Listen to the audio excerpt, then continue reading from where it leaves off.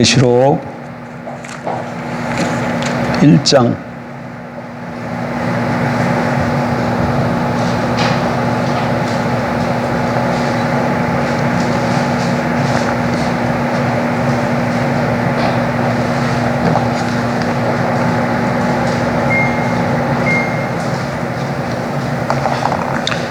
(1절부터) (8절까지) 봅니다.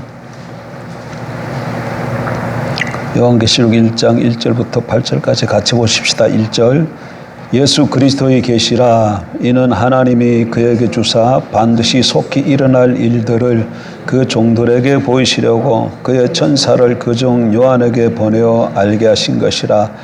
요한은 하나님의 말씀과 예수 그리스도 증거 곧 자기가 본 것을 다 증언하였느니라. 이 예언의 말씀을 읽는 자와 듣는 자와 그 가운데 기록한 것을 귀기는 자는 복이 있나니 때가 가까움이라. 요한은 아시아에 있는 7 교회에 편지하노니 이제도 계시고 전에도 계셨고 장차 오시리와 그의 보좌 앞에 있는 7 영과 또 충성된 증인으로 죽은 자들 가운데에서 먼저 나시고 땅의 임금들의 머리가 되신 예수 그리스도로 말미암아 은혜와 평강이 너희에게 있기를 원하노라. 우리를 사랑하사 그의 피로 우리 죄에서 우리를 해방하시고 그의 아버지 하나님을 위하여 우리를 나라와 제사장으로 삼으신 그에게 영광과 능력이 세세토록 있기를 원하노라. 아멘. 볼지어다 그가 구름을 타고 오시리라. 각 사람의 눈이 그를 보겠고 그를 찌른 자들도 볼 것이요 땅에 있는 모든 족속이 그로 말미암아 애곡하리니 그러하리라. 아멘. 주 하나님이 이르시되 나는 알파와 오메가라. 이제도 있고 전에도 있었고 장차 올 자요 전능한 자라 하시더라. 아멘. 지난주에 우리가 요한계시록 구조를 좀 살펴봤었죠. 구조가 여러분 기억이 나시나요?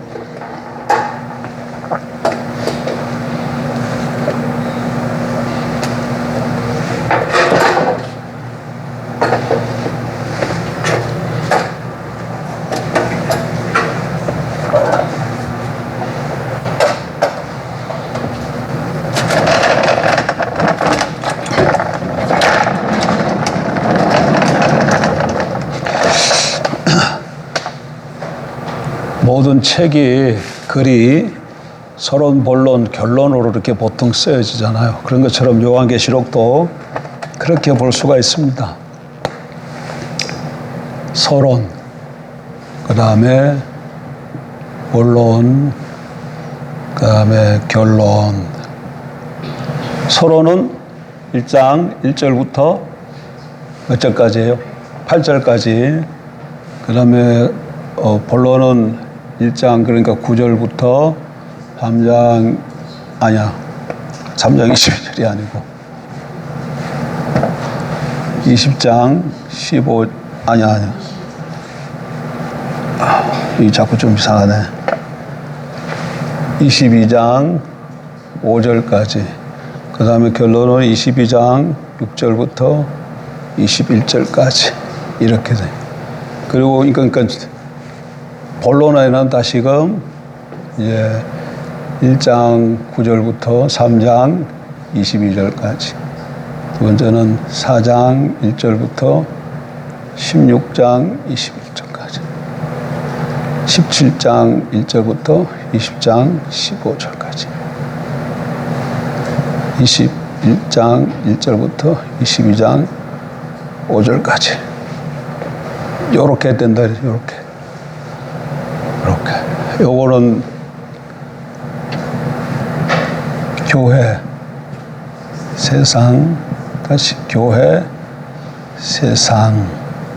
그래서 요게 A, B, E-A- 요런 구조로 돼 있다. 근데 물론 우리가 나중에 살펴보겠지만 꼭 1장 9절부터 3장 22절까지 교회만 나와 있는 건 아니에요. 승귀하신 그리스도가 7 교회, 7 촛대에게 주시는 말씀이에요. 그러니까 승귀하신 그리스도가 있어요, 없어요? 그건 교회가 아니잖아. 그렇지만 교회에게 주신 말씀인데 누가 줬다고요? 그리스도가 주신. 근데 그냥 그리스도가 아니라 승계하신, 부활 승천하신 승계하신 그리스도가 준 말씀입니다. 그러니까 앞에 수식어가 붙죠. 그 다음에 여기는 인, 나팔, 대접, 심판이 주로 되는데 그것만 있는 건 아니야. 다른 내용도 조금 있지만 주 내용이 오고요. 세상에 대한 인, 나팔, 대접, 심판. 그 다음에 세 번째는 이거 잘못됐네. 잘못됐다. 세상 교회 거꾸로 됐어요. 큰 성 바벨론의 멸망과 최후 심판에 관한. 그래서 요거는 그 다음에 새하늘과 새 땅과 거룩한 성 예루살렘 성에 관한 내용. 자, 근데 오늘은 이것 중에서 요 서론 부분만 좀 보려고 그래요. 서론도 다시가 1장 1절부터 3절 4절부터 6절 요렇게 나눠서 1장 1절부터 3절까지는 선 부분이라고 선. 요거는 인사와 성령 요건 마무리 이렇게 주제라고 할까요? 이렇게 돼 있다.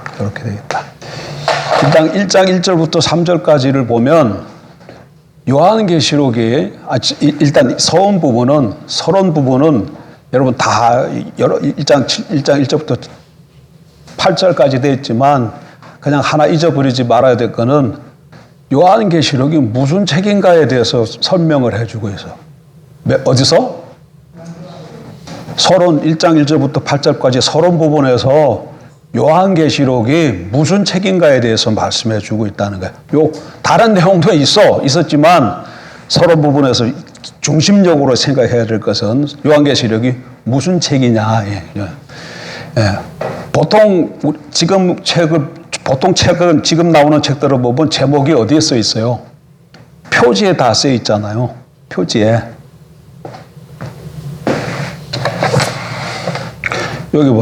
여기도 보면 뭐라고 돼 있어요? 새물결 찬양 이게 제목이야. 책 표지에 이렇게 돼 있는데 옛날 책들은 두루마리이기 때문에 처음에다 이렇게 지금처럼 표지를 쓸 수 없어요. 그럼 책 제목을 어디다 쓰냐면 글 처음 쓸 때에 첫 줄에 처음에 쓰는 것이 대부분 제목이에요. 그러면 지금 계시록도 보면 처음에 어떻게 되어 있어요? 예수 그리스도의 계시라 이렇게 하고 시작돼요. 그러니까 이게 뭔가를 알 수 있어요. 예수 그리스도의 계시가 이 제목이야, 제목. 그러니까 요한계시록은 다르게 표현하면 예수 계시록이라고 말할 수 있어요. 예수 계시록. 자, 여기서 지금 중요한 게 하나 나왔습니다. 첫 번째 나올 때 뭐라 그랬어요?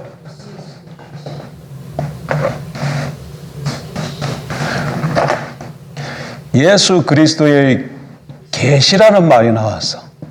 계시라는 말. 계시라는 말은 다르게 하면 묵시라는 말이에요. 묵시.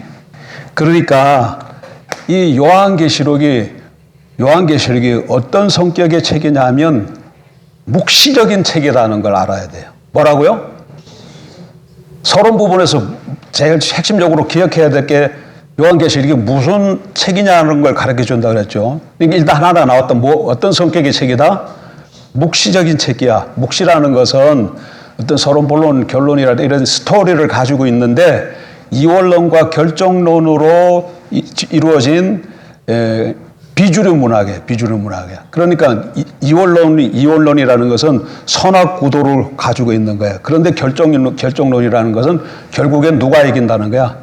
선이 이긴다는. 여러분, 그리고 계시록을 이렇게 보게 되면 묵시기 때문에 이게 굉장히 상징적인 것들이 많이 나오죠. 우리가 보면 선악 구도로 되어 있어요. 교회와 세상, 하늘과 땅 이렇게 서로 대립되어 있어요.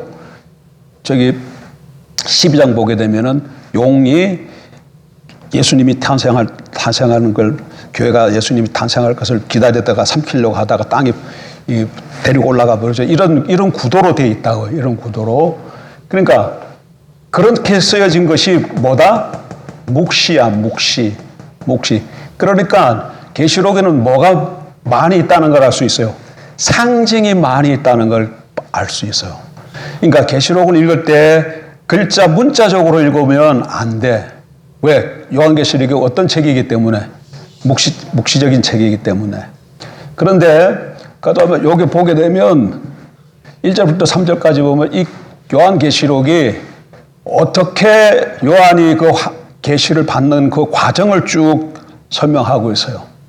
근데 그 과정을 살펴보면 처음에 누구로부터 계시가 주어져요? 읽어봐. 다시 한번 읽어봐요. 자, 1절 예수 그리스도의 계시라 이는 하나님이 그에게 주사 반드시 속히 일어날 일들을. 그는 누구예요? 예수 그리스도의 계시라 이는 하나님이 그에게 주사. 그러니까 그는 누구야? 앞에 누구라? 예수 그리스도의 계시라고 이렇게 말했기 때문에 이때 그는 누굴 받아요? 예수 그리스도를 가리키는 거예요. 하나님이 그에게 주사 반드시 속히 일어날 일들을 그 종들에게 보이시려고 그의 천사를 그 종 요한에게 보내어 알게 하신 것이라. 그러니까 예수 그리스도의 계시인데 이 계시가 처음엔 하나님으로부터 그 다음에 누구에게로 가요? 예수 그리스도에게로 하나님이 주시고 이 예수 그리스도께서 다시금 천사에게 계시가 지금 주어지는 과정을 말하는 거야. 내용 뭐가 주어졌냐가 말하는 게 아니고 하나님이 누구에게 먼저 줘요? 예수님에게 주시고 그 다음에 예수님이 천사에게 주고 천사가 요한에게 준 거예요. 요한에게 준 거야. 그러니까 계시 이렇게 쓴 사람은 누구야? 요한이지만 실질적으로 주신 분은 하나님이셔요. 그래서 이 계시는 요한계시록은 기원이 신적인 기원을 갖고 있는 거야. 신적인 기원을 갖고 있어요.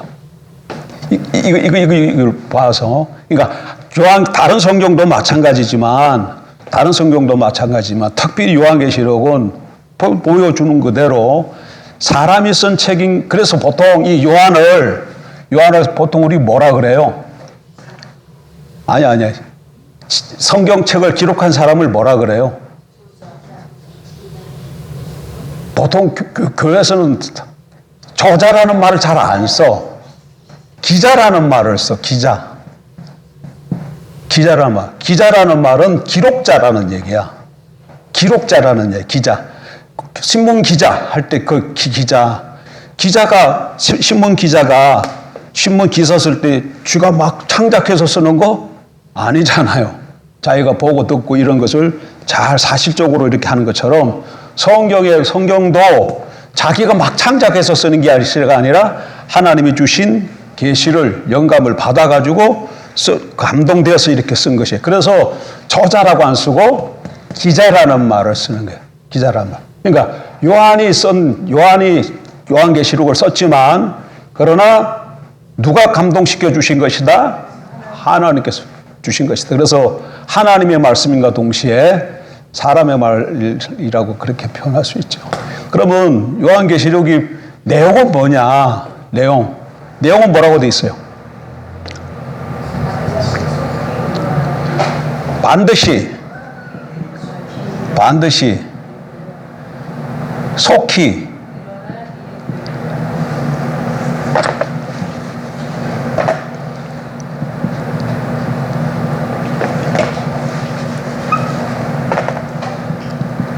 일어날 일들. 이거 지금 반드시 속히 일어날 일들인데 그 밑에 또 조금 읽어보면 이거는 반드시 속히 일어날 일들인데 하나님 이게 무슨 말 이게 뭐라고 밑에 또 설명이 돼 있잖아요. 뭐라고 돼 있어요? 반드시 속히 일어날 일들을 그 종들에게 보이시려고 천사를 통해서 요한에게 준 것이에요. 그래서 근데 2절에 보면 요한은 하나님의 말씀과 예수 그리스도의 증거, 그 자기가 본 것을 다 증언하였느니라 이렇게 말하고 있기 때문에 반드시 속히 일어날 일들이 하나님의 말씀과 예수 그리스도의 증거라는 걸 알 수 있어요. 그래요? 예? 그렇죠? 하나님의 말씀과 예수 그리스도의 증거다. 증거다. 근데 이것은 자기가 다 뭐라고 해요? 본 것이다. 그렇게 얘기하고 있어요. 다 본 것이다. 하나님께 환상을 통해서 자기가 본 것이야. 요한이 본 것이야. 요게 뭐라고? 계시록의 내용이야. 계시록의 내용이야. 요한 1장부터 3절까지 보면 계시록에 대해서 얘기하고 있는데 예수 그리스도의 계시야. 요한계시록은 예수 그리스도의 계시예요. 그래서 계시적 특성을 갖고 있는데 그 계시가 어떻게 주어지냐면 하나님이 예수를 통해서 천사를 통해 요한에게 주셨어요. 근데 내용은 반드시 속히 일어날 일들, 다르게 표현하면 하나님의 말씀과 예수 그리스도의 증거예요. 근데 그거는 요한이 본 것이야. 본 것이야. 요게 요한계시록의 내용이야. 내용. 그래서 근데 지금 우리 성경에 반드시 속히 일어날 일들 이래가지고 이게 지금 요것만 우리 성경만 읽으면 미래에 일어날 어떤 일같이 이렇게 읽혀져요. 미래에 읽혀지는데 이게 이제 번역상의 좀 문제야. 번역상의 문제. 이거는 반드시 속히 되어질 일들, 되어지는 일들, 이런 게.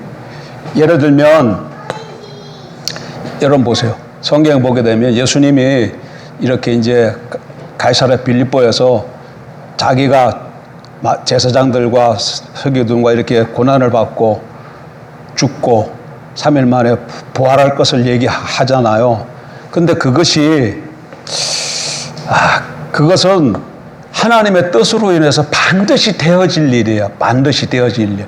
반드시 일어날 일들이야. 반드시 되어질. 그런 의미처럼 여기서도 그러니까 하나님의 이 큰 구속의 드라마, 이 세상 역사가 구속의 드라마로 이렇게 펼쳐지는데 그냥 이렇게 막 일어나는 것이 아니라 하나님의 계획과 경륜에 의해서 반드시 일어날 일들이에요. 근데 속히라는 말을 이게 이야기가 좀 어려운데 이건 무슨 뜻인가 하면은 구약 이게 이제 하나님의 역사의 드라마 이게 드라마에 이렇게 있으면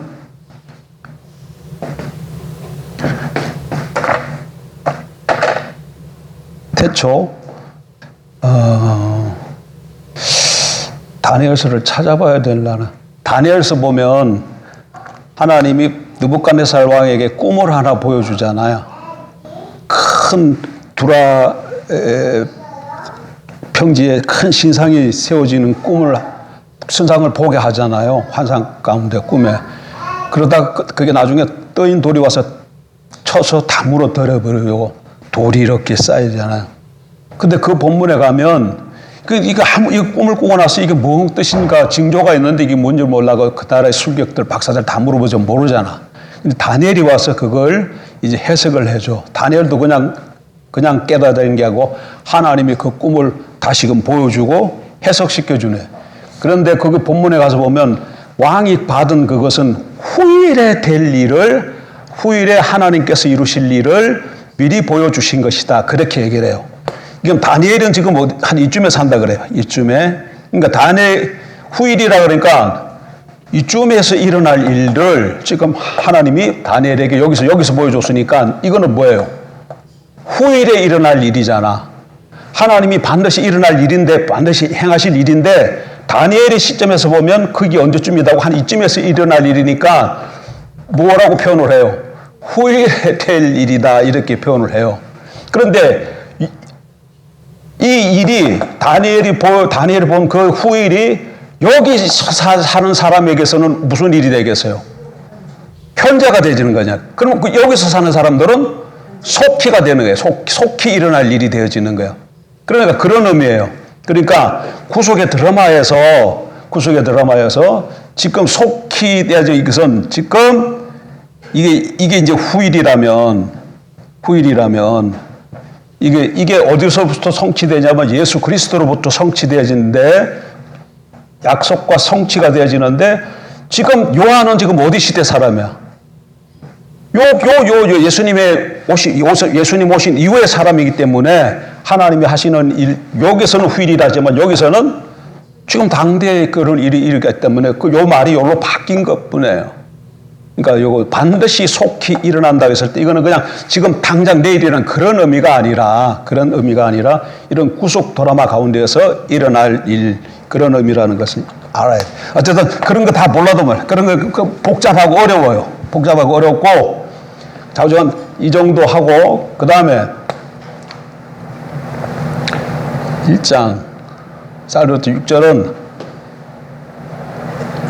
이거는 인사와 성령이에요. 성령.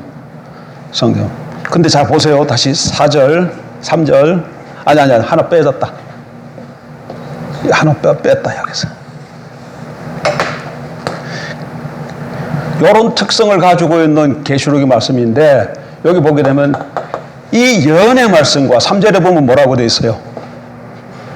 이 예언의 말씀을 읽는 자와 듣는 자와 그 가운데 기록한 것을 지키는 자는 복이 있다. 이렇게 얘기하고 있어요. 근데 자 보세요. 그러니까 이 예언의 말씀은 뭐예요, 지금? 바로 예수 그리스도의 계시, 반드시 속히 일어날 일들, 하나님의 말씀과 예수 그리스도의 증거, 요한이 본 거, 그걸 두고 하는 얘기예요. 근데 그걸 뭐라고 말하고 있다고?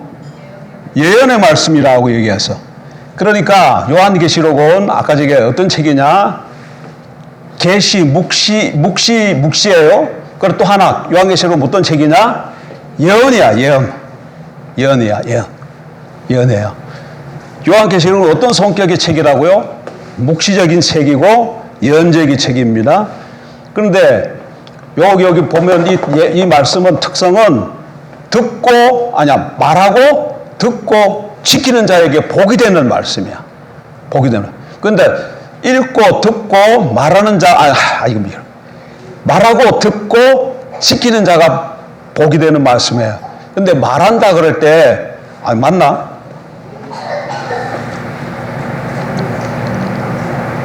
말씀을 읽는 자와, 읽는 자와 듣는 자와 그거 가운데 기록한 것을 지키는 자는 복이 있나니 때가 가까우며 이르되. 그러니까 읽는 자와 듣는 자와 지키는 자, 읽는 자, 듣는 자, 지키는 자가 뭐 하다고요? 복이 있어요. 근데 읽는다 그러면 보통 우리가 지금 요한계시록 읽는 그걸 생각하기 쉬운데 그 의미가 아니에요. 그 의미가 아니고 이거 뭐냐면 계시록이 다 요한에 의해서 기록되어져 가지고 교회에게 다 이렇게 보내졌을 거 아니에요. 그랬을 때 초대교회는 예배 시간에 이 계시록을 쭉 읽었어요. 한 사람이 나와서 계시록을 이렇게 읽었다고, 예배 시간에 초대교회 때. 그러니까 이렇게 한 사람이 이렇게 나와가지고 예수 그리스도의 계시라 이는 하나님이 그에게 주사 반드시 속히 일어날 일들을 그 종들에게 보이시려고 그 천사를 그 종 요한에게 보내어 알게 하신 것이라. 이렇게 한 사람이 읽고 있어요. 그럼 회중들은 뭐 하고 있는 거예요? 듣고 있는 것이죠. 읽는다고 했을 때 읽는다는 말은 그런 의미예요. 한 사람이 앞에서 읽는 걸 얘기하는. 그러니까 어쨌든 계시록을 읽고 그 다음에 듣고 그 말씀을 들은 대로 지키는 자가 복이 있어요. 복 받고 싶으시죠? 계시록을 읽고 듣고 뭐 해야 돼? 지키세요. 그래서 내가 앞으로는 다는 안 되더라도 예배 시간에 한 장이라도 맨날 좀 읽을까 그런 생각이 들어. 한 장이라도 읽고 그럼 여러분들 어떻게? 다 듣고 그 다음에 그 말씀 가운데 우리가 계시록 강의하니까 또 지켜 행할 거 있으면 상 가운데 지켜 행하면 하나님께서 복 주신다고 했으니까 하나님의 은혜가 우리 각 개인에게 우리 교회에게 주어질 것을 분명히 알 수 있죠. 어쨌든 자, 서원을 통해서 이 요한계시록은 묵시적이다. 그리고 예언의 말씀이다. 그걸 알 수 있어요. 그리고 요 목적은 뭐예요? 저자는 신적 기운을 가진 요한이 쓴 책이지만 여기 이제 사람 저자죠. 요한이. 그러면 독자는 누구예요? 대상은 누구예요? 예? 종들에게 보내려고 그렇게 돼 있잖아. 아까 여기 뭐라고 돼 있어요?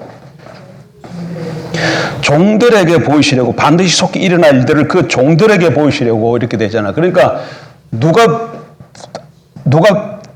알도록 하기 위해서 하는 거예요? 종들이야. 종들에게 할 거예요. 근데 이 종들이 나중에 보면 누굴까요? 교회 공동체야. 뭐라고? 교회 공동체예요. 교회야. 교회에게 알려주시려고, 첫 번째는 역사적으로 소아시아에 있는 7교회죠. 그렇지만 그 소아시아는 왜 소아시아 7교회인데 왜 7이라는 숫자로 썼을까? 보통 이게 지금 목시자라 그랬잖아요. 그러니까 이 7은, 성경에서 있어 7은, 7은 어떤 뜻을 갖고 있는 거예요. 완전. 완전. 그러니까 예수님 초림부터 재림 사이에 있는 이 세상에 존재하는 모든 교회.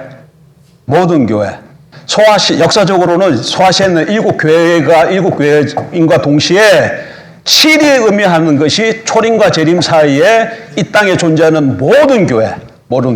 그래서 그게 누구예요? 그게 다? 이게 종들이야. 이 종들인데, 종들은 교회에서 소아시아 7교회뿐만 아니라 초림과 재림 사이에 이 땅에서 존재하는 모든 교회 공동체에게 주신 말씀이다. 그러니까 오늘 우리에게도 해당되는 말씀이야. 예언의 말씀이었고. 그래서 요거 말씀 잘 지키면, 읽고 듣고 지키면 복받는 돼요. 그 다음에 보세요. 4절 보면, 요한은 아시아에 있는 7교회에 편지하노니. 자, 요한은 아시아에 있는 7교회에 편지하노니 하니까 여기서 요한계시록이 어떤 성격의 책인가 또 하나가 나오죠. 무슨 성격의 책이에요? 예? 편지라, 편지. 요한은 묵시, 예언, 서신이야. 편지예요, 편지. 요한은, 그러니까 이제 다 나왔다. 그럼 요한계시록은 어떤 책이냐면, 묵시적인 책이고, 그 다음에 예언적인 책임과 동시에 서신이다. 편지. 그러니까 구체적인 것이에요. 요한계시록은. 근데 그 다음에서 보세요. 그 다음에 편지하노니, 그 다음에 7교회 편지하노니, 이제도 계시고 전에도 계셨고 장차 오시리와, 이거는 이제도 계시고 전에도 계셨고 장차 오시리는 성부 하나님을 말씀하시고, 그의 보좌 앞에 있는 7영과, 이거는 뭐겠어요? 성령님이에요. 그 다음에 또 충성된 정인으로 죽은 자들 가운데서 먼저 나시고 땅의 임금들의 머리가 되신 예수 그리스도로 말미암아, 이건 성자를 가리키고 있죠. 예수 그리스도 말미암아 은혜와 평강이 너희에게 있기를 원하노라. 요거는 어디서 많이 보던 구조잖아요. 어디서 이런 구조를 보게 돼요? 바울 서신에 보게 되면 항상 이런 구조로 편지가 시작돼요. 그러니까 이거는 고대 사회의 편지의 전형적인 형식이에요. 항상 우리는, 한국 사람들은 편지 어떻게 쓰죠? 받는 사람 먼저 써. 아버님, 정상서 이렇게 해놓고, 어떤 사랑하는 자매에게 이렇게 하고, 그 다음에 뭐 합니까? 날씨가 어떠고 저떠고 안녕하십니까? 이렇게 하고, 맨 밑에 이제 보내는 사람 이렇게 쓰는데, 이게 한국 사람들 편지 쓰는 형식인데, 고대 1세기 때 사람들은 편지를 항상 누가 보내는지 먼저 하고, 받는 사람 이렇게 하고, 그 다음에 이렇게 그리스도인 같은 경우는 편애와 평강, 복을 빌어주는 말을 먼저 항상 쓰는 나에. 그러니까 요건 아주 전형적인 편지의 형식 틀이에요. 다시 보세요. 요한은 아시아에 있는 7교회에, 그러니까 요한은 보내는 사람이고 받는 사람은 누구예요? 아시아에 있는 7교회죠. 요한은 아시아에 있는 7교회에 편지하노니, 이제도 계시고 전에도 계시고 장차 오시리와 그의 보좌 앞에 있는 7영과, 이런 거 다 설명하려면 어렵고, 그냥 이제도 계시고 전에도 계시고 장차 오실 이는 누구다? 성부의 성부. 그 다음에 그의 보좌 앞에 있는 7영은 성령을 가리키는 거예요. 성령. 이거 다 찾아봐야 되는데 그렇게 할 수는 없고, 그 다음에 또 충성된 증인으로 죽은 자들 가운데서 먼저 나시고 땅의 임금들의 머리가 되신 예수 그리스도로 말미암아, 그러니까 성부와 성령 예수 그리스도로 말미암아 은혜와 평강이 너희에게 있기를 원하노라, 이렇게 얘기를 합니다. 그러니까 그 다음에 우리를 사랑하사, 예수님 얘기를 했기 때문에 바로 이어지는 게 성령이야. 찬송. 우리를 사랑하사 그의 피로 우리 주 예수 우리를 해방하시고 그의 아버지 하나님을 위해 우리를 나라와 제사장으로 삼으신 그에게 영광과 능력이 세세토록 있기를 원하노라. 아멘. 그러니까 4, 5, 6은 뭔 줄 알 수 있어요? 자, 1장 4, 5, 6, 요거는 일단 뭐였어요? 서신이었다. 서신, 편지였다. 요한이 소아시아에 있는 7 교회에 보내는 편지였다. 그 다음에 편지니까 그 다음에 뭐가 나와요? 성부, 성자, 아니야, 성부, 성령, 성자, 예수 그리스도로 말미암아 인사, 은혜와 평강이 있을지어다는 인사가 있고, 그 다음에 예수님에 대해서 뭐가 나온다? 성령이 나온다. 1장 4절 6절. 근데 성령에서 중요한 것은 거기서 우리를 뭘로 삼았다는 거예요? 나라와 제사장으로 삼았다. 성령에서 이 말이 나와. 교회를, 우리를 나라와 제사장으로 삼았다. 제사장으로 삼았다. 여러분, 이거 어디서 많이 본 것 같지 않아요? 나라와 제사장으로 삼았다. 어디서 본 것 같아요? 나라와 제사장으로 삼았다. 또 여기는 지금 나라와 제사장으로 되어 있지만 이런 비슷한, 나라 그러면 뭐가 턱 떠올라요? 나라 그러면 항상 세 가지 요소가 있어야 되지만 신약 성경에 있어서는 그 중에서 주권을 강조한다 그래요. 주권을 두드러지게 표현한다 그랬잖아요. 주권은 왕됨이잖아요. 통치, 왕됨. 나라와 제사장으로서. 근데 베드로전서 2장에 보면 교회를 향해서 왕 같은 제사장이라 그렇게 말하고 있어요. 왕 같은 제사장. 여기서 나라와 제사장 했을 때 나라가 이게 왕적인 그 통치, 그런 측면에서 얘기하고 있어요. 그 다음에 보면 또 하나님께서 애굽에서 이스라엘 백성들을 인도한 다음에 신의 사슬에 언약을 맺으면서 뭐라고 그래요? 너희는 뭐 하려냐? 거룩한 나라와 제사장 19장 한번 보세요. 출애굽기.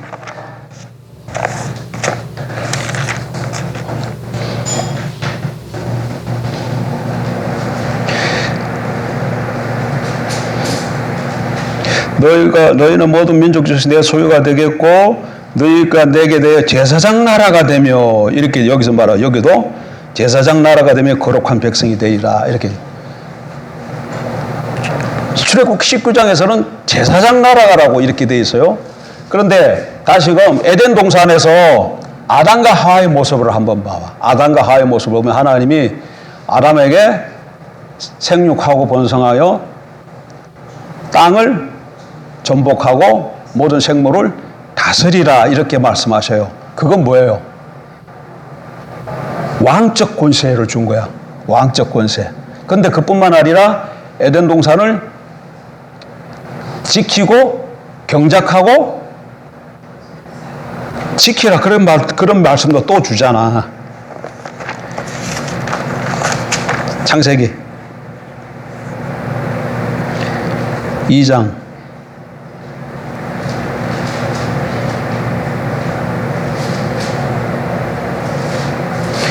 15절. 여호와 하나님이 그 사람이 이끌어 에덴 동산에도 그것을 경작하며 지키게 하시고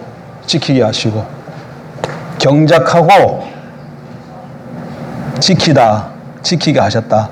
여러분, 이거 옛날에 제가 말씀드렸던 거 기억나나요? 요때 쓰인 경작하다, 지키다, 이 단어가 민수기에 가보게 되면 제사장이 성막에서 행하는 행동을 나타내는 그 단어가 똑같다 그랬어요. 그러면 여기서 지금 이게 누구가 행하는 행위랑 똑같다고? 제사장이 행하는 행동을 나타내는 그 단어랑 똑같다는 얘기예요. 그러면 이게 지금 아담과 하와에게 경작하며 지키게 하랐다 그러면 이 아담과 하와가 뭐라는 걸 알 수 있어요. 제사장이고 에덴 동산이 뭐라는 거예요? 성전이라는 거예요. 성전이라는 거예요. 그러니까 아담과 하와는 그러니까 이거 보면 왕적 권세와 제사장적 신분인 걸 알 수 있어요. 에덴 동산의 아담과 하와는 원래 사람은 신분이 왕과 제사장이야. 뭐라고요? 왕과 제사장이야. 그걸 그렇게 하면 이게 왕 같은 제사장이라고 표현할 수 있지. 사람은 원래 이 세상에 어떤 존재여야 되냐면 왕 같은 제사장으로 살아야 돼. 근데 그게 범죄함으로 신분을 잃었어요. 근데 하나님이 다시금 애굽에 있는 이스라엘을 불러내가지고 그들과 언약을 맺으면서 뭐라 그래요? 제사장 나라가 되며 이렇게 얘기합니다. 그러니까 이건 뭔 얘기예요? 아담에게 주었던 이 신분을 다시금 이스라엘 백성에게 회복시키는 것을 그들에게 신분을 다시 줘서 회복시키는 걸 볼 수 있어요. 그런데 이스라엘이 그걸 감당하지 못하고 실패해요.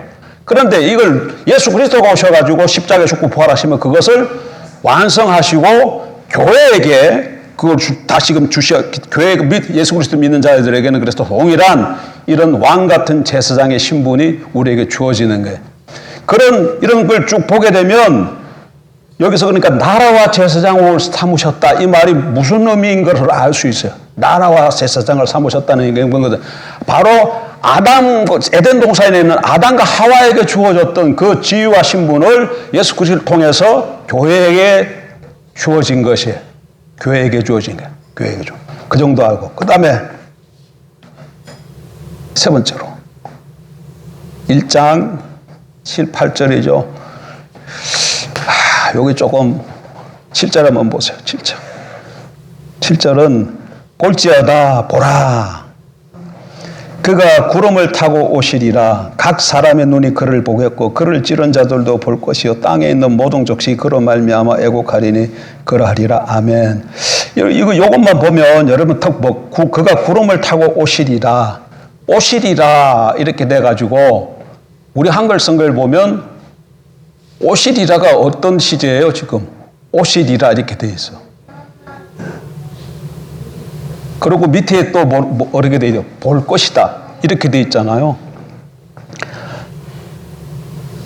볼지어다 그가 구름을 타고 오시리라. 그렇게 구름을 타고 오니까 각 사람의 눈이 그를 보겠고 그를 찌른 자들도 볼 것이요 땅에 있는 모든 족속이 그로 말미암아 애곡하리니 이렇게 돼 있어 가지고 이게 미래에 일어날 일로 이렇게 읽혀져요, 일단. 그러니까 이게 주님의 구름 타고 오신다는 말이 그러니까 재림을 가리키는 것을 알 수 있어요. 그래서 재림 때에 무슨 일이 일어난다는 거예요?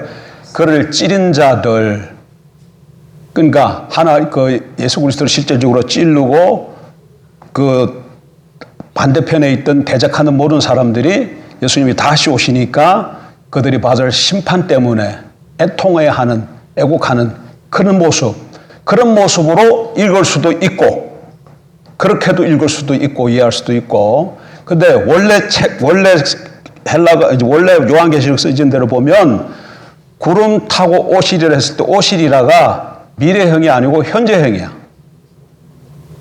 그리고 타고라는 말, 구름 타고라고 되어 있잖아요. 구름 타고, 우리말 성경이 지금 구름 타고, 오시리라 그랬는데 이게 오시리라가 뭐라 그랬어요?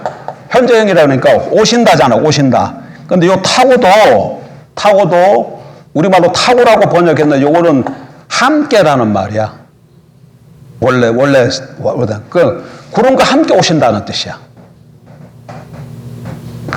원래대로 직역을 하면 보라 구름 타고 오신다 그 말이에요. 그리고 그 뒤에 보라 그가 구름 타고 오신다. 그 다음에 각 사람이 그를 보겠고 그를 찌른 자들도 볼 것이요 땅에 있는 모든 족속이 그로 말미암아 애곡하리니 이렇게 돼 있어요. 그러니까 만약에 이걸 현재형으로 번역을 하면 그가 구름과 함께 오신다. 이게 지금 우린 잘 이해가 안 돼요. 지금 이게. 그리고 밑에는 찌른 자들과 그다음 뭐가 돼 있지? 각 사람의 눈이 그를 보겠고 찌른 자들도 볼 것이고 땅에 있는 모든 족속이 그로 말미암아 애곡한다. 이렇게 되어 있어요. 근데 요거는 지금 구약적 배경을 갖고 있어. 구름 타고 온다 이 얘기는 여러분 기억날지 모르겠어요. 다니엘 7장 13절에 보면 뭐가 기억나나요? 인자 같은 이가 구름을 타고 이쪽부터 계신 자에게 나아가서 백권을 위임받는 내용이에요. 그러니까 인자 같은 이가 인자 같은 뭐 한 사람의 아들이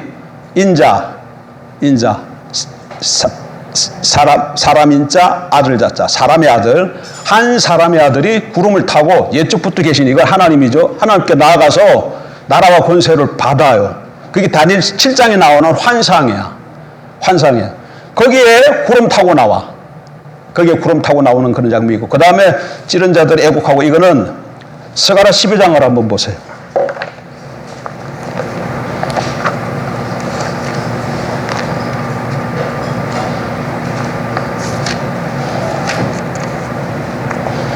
계시록 지금 1장을 펴놓고 스가랴 12장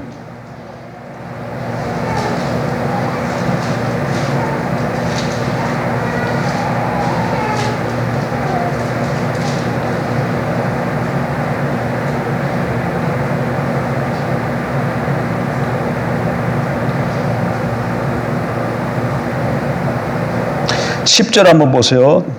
스가랴 12장 10절 내가 다윗의 집과 예루살렘 주민에게 은총과 강권의 심령을 부어주리니 그들이 그 찌른 바 그를 바라보고 그를 위하여 애통하기를 독자를 위하여 애통하듯 하며 그를 위하여 통곡하기를 장자를 위하여 통곡하듯 하리라. 이렇게 되어 있어요. 그래서 요것만 요거 떼서 이렇게 같이 보면 계시록 10장 1장 8절에 나와 있는 각 사람의 눈이 그를 보고 그를 찌른 자들도 볼 것이요 땅에 있는 모든 족속이 애곡한다. 이 말의 배경이 어디서 나온 말씀인 걸 알 수 있어요. 스가랴 12장 10절에서 배경을 하고 있는 말씀인 걸 알 수 있어요. 스가랴 12장 10절의 말씀을 배경으로 하고 있는 말씀. 그럼 스가랴 10장 12절은 무슨 의미예요? 다윗의 집과 예루살렘 주민에게 이건 하나님 백성들이죠. 은총과 강구하는 심령을 주어서 그들이 애통할 것이다. 이 얘기야. 그럼 이건 뭐야? 은총과 강구하는 영을 주어서 그들이 애통한다는 말은 이게 무슨 표시예요? 예루살렘 주민에게 하나님이 은총과 강구하는 영을 주어가지고 그들이 애통하게 한다. 이 말은 무슨 말이야? 지금 그러니까 예루살렘 주민이 하나님을 떠났는데 그들에게 다시금 은총을 베풀고 강구하는 종을 줘서 회개하고 돌이키게 하겠다는 내용이에요. 스가랴 12장 10절의 말씀. 근데 그 말을 계시록 요한이 그걸 배경으로 그 말을 받았다 그러면 7장에 지금 찌르고 모든 땅의 족속이 애곡한다는 말은 무슨 말이에요? 회개해서 돌이킨다는 뜻이 되는 거예요. 그리고 여기 구름 타고 오신다 이 말도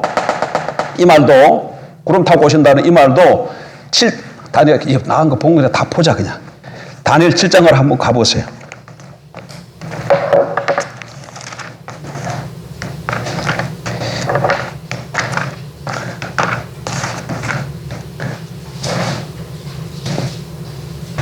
(7장 13절) 보세요.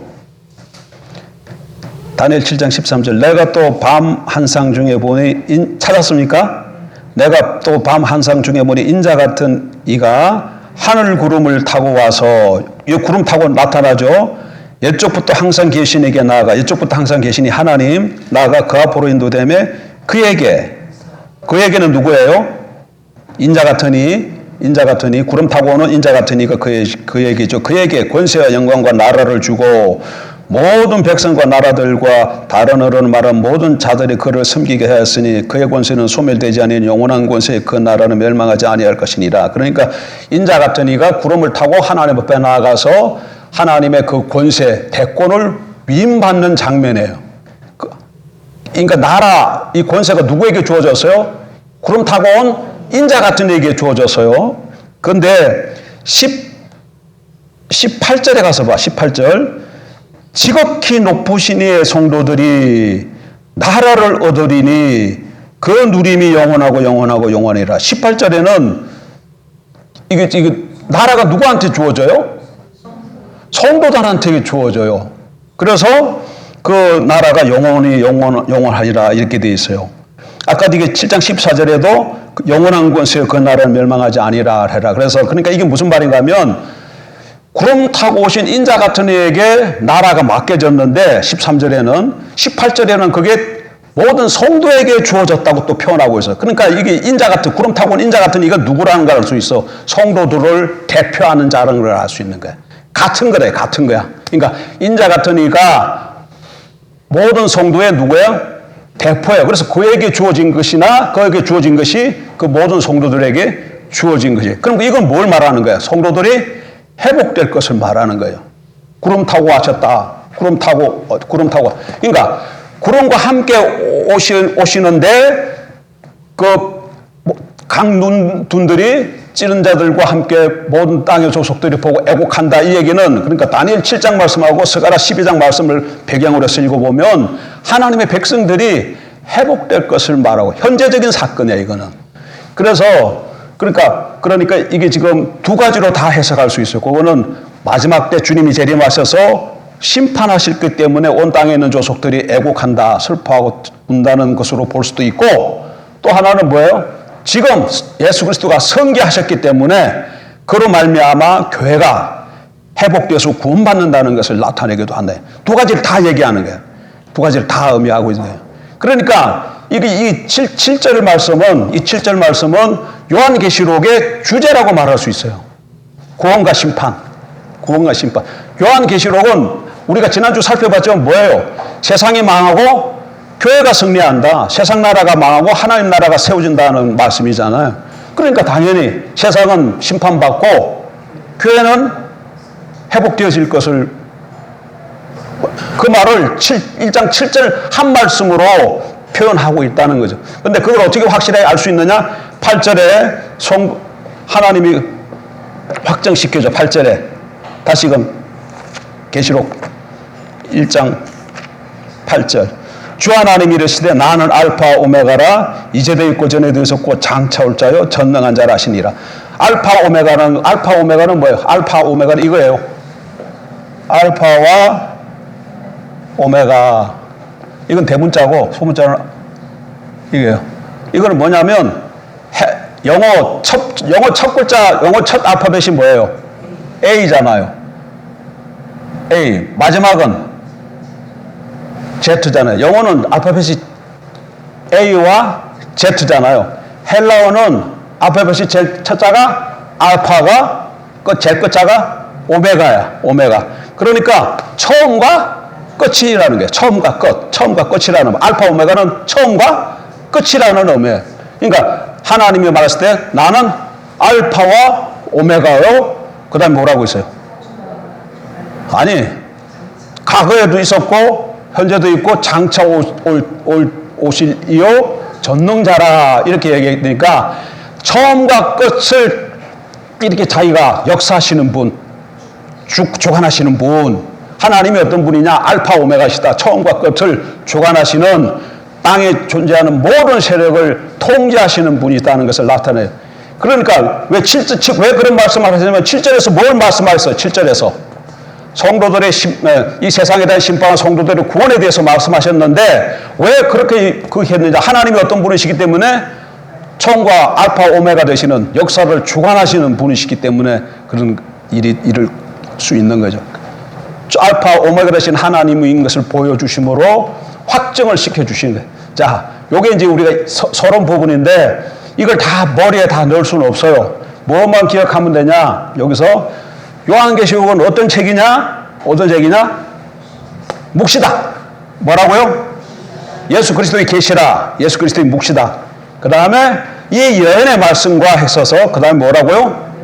예언이다. 예언. 그 다음에 요한이 7 교회에게 편지하노니, 그래서 서신이다. 서신의 성격을 갖고 있다. 그래서 이것만 좀 딱 머릿속에 집어넣어요. 요한계시록은 무슨 책이다? 묵시적인 책이다. 예언적인 책이다. 그다음에 서신시다. 서신. 그러니까 왜 이게 중요하면 앞으로 이제 계시록을 해석해 나갈 거 아니에요. 그럼 해석을 읽어 나갈 텐데 어떻게 읽어야 된다는 거예요. 묵시적으로, 예언적으로, 서신적으로 이렇게 읽어야지 요한계시록을 바르게 읽는 거예요. 그러니까 엉뚱하게 예를 들어서 666 나왔다. 666 나왔다. 14만 4천 이런 게 나왔다. 이런 게 나왔어요. 이런 게 나와서. 그러면 이걸 어떻게 해석할까? 어떻게 해석해야 된다는 거예요? 묵시, 예언, 서신 이 관점에서 이것을 읽고 해석해야 된다는 거예요. 이 관점에서 읽고 해석해야 돼. 이거지 않고 갑중에 이 666을 목사다 이렇게 해서 신천지는 목사라 그런다 그래. 목사라 그래요. 66 뭐야? 그러면 되는 거야 안 되는 거야? 요한계시록이 이런 성격의 책이라고 이렇게 얘기하고 있는데 밑도 끝도 없이 그냥 이렇게 얘기하니까 이거 그렇게 성경을 읽으면 안 된다는 얘기야. 아니라 이러니까 보니까 이게 666 이런 게 일단 이게 뭘 알 수 있어요? 묵시적 성격을 갖고 있구나 이걸 알 수 있는 거죠. 그러니까 이런 것들을 그냥 문자 그대로 666 이렇게 666으로 이해하고 14만 4천 이런 식으로 이해하면 안 된다는 걸 알 수 있어요. 안 된다는 걸 알 수 있어요. 그러니까 666을 그 요즘 바코드 보면은 어떻게 돼 있어요? 6 이렇게 돼 있고 또 999 이런 식으로 이렇게 돼 있잖아. 그러니까 요거 666을 바코드라고 또 해푸는 사람들이 있더라고. 666 바코드라고. 그래서 666 이걸 저기 손목에다 다 이렇게 해야 되고 이마에도 해야 되고 그래서 뭐 이런 거 받으면 나중에 그 막 예를 들어 이제 칩을 넣어가지고 할 거다. 그러니까 그런 건 다 해석이 뭐야? 왜 잘못된 거예요? 요한계시록이 묵시, 예언, 서신인데 여기 이런 성격으로 해석하지 않아서 다 문제가 발생하는 것이다. 다 문제가 발생하시다. 예.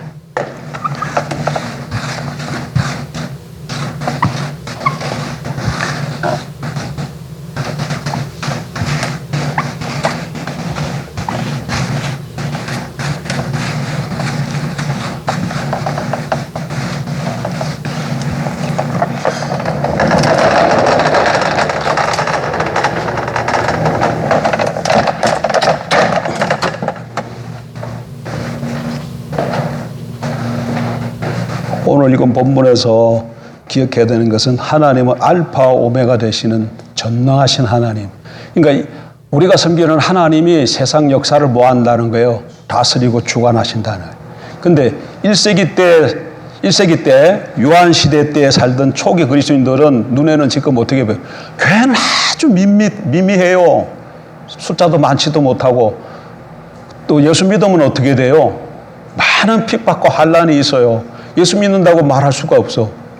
예수 믿는 사람들은 그 당시 사람들은 누가 주예요? 그들에게 가이사가 주야. 가이사가 주예요. 근데 그리스도인들은 누가 주예요? 예수 그리스도가 주잖아요. 그러니까 로마 입장에서 보면 그리스도인들은 어떤 사람들이라? 반역자야. 반역자예요. 그럼에도 불구하고 그래서 믿는 사람들이 어떤 사람이 대부분이냐면 노예 계층에 있는 사람들. 이런 사람들이 많아.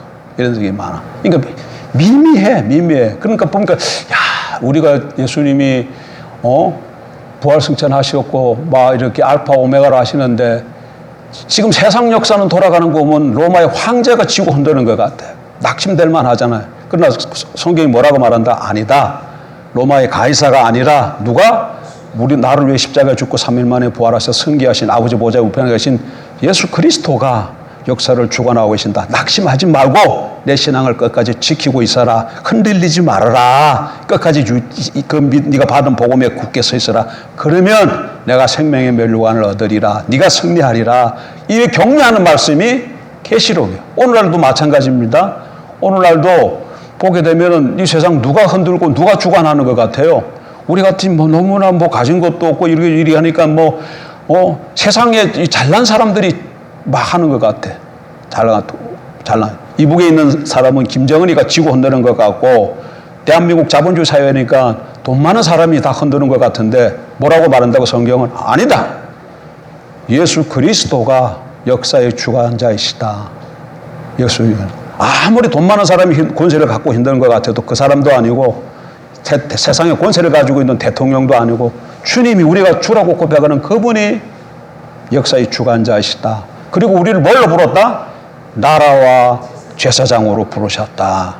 우리의 신분이 왕 같은 제사장이다. 그래서 우리는 그분을 역사의 주관자인 것을 신뢰하고 우리에게 주어진 신분 왕 같은 제사장으로 살아갈 때 하나님께 영광을 받게 되어지고 하나님 영광을 받으시고 우리에게는 은총이 은혜 하나님 은혜가 부어질 줄 압니다.